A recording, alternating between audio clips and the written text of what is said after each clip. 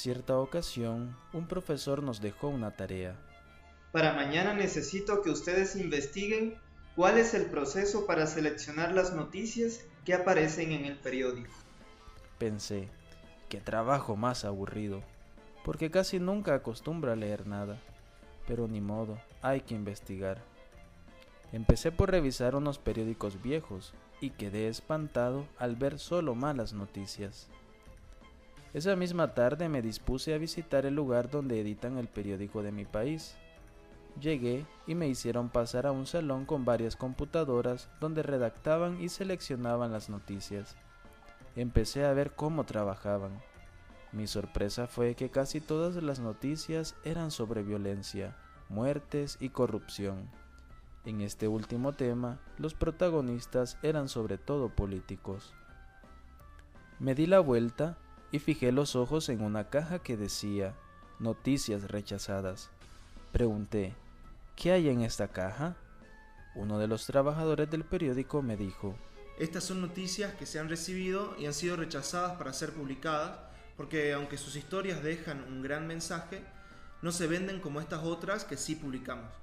A casi nadie le interesa leer lo bueno que sucede en el mundo. No tienen el mismo impacto que los escándalos, que las muertes. La sangre, el miedo y temas similares sí que venden. Pregunté si podía leer algunas de esas noticias. Otro de los empleados del periódico me contestó, Si tú quieres, puedes hacerlo. Es más, te voy a leer algunos de los títulos de estas noticias. Acá. Mira, esposos cumplen 60 años de matrimonio. Otra, joven es feliz a pesar de su enfermedad.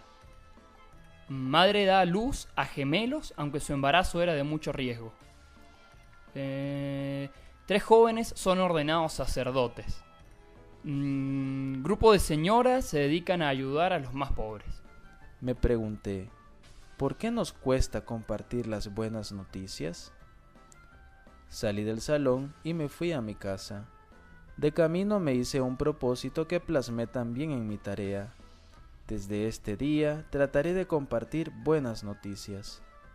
Llegué a mi casa y le pregunté a mi papá, ¿cuáles han sido 2 de las mejores noticias que usted ha recibido y que a usted le cambiaron la vida? Él me contestó lo siguiente. Han sido tantas las noticias, pero te voy a compartir la siguiente. La primera, saber que tú venías a formar parte de nuestra familia. Me alegró a mí, le alegró a tu mamá y a todos los que te conocemos y te queremos. La segunda me la compartió tu abuelo, cuando yo era pequeño. Es la alegre noticia de la resurrección de Jesús, nuestro Salvador. Mi papá tomó entonces la Biblia, abrió los Evangelios y me invitó a leer los pasajes que hablaban de la resurrección de Jesús. Esta es una excelente noticia que todos debemos compartir. Jesucristo ha resucitado.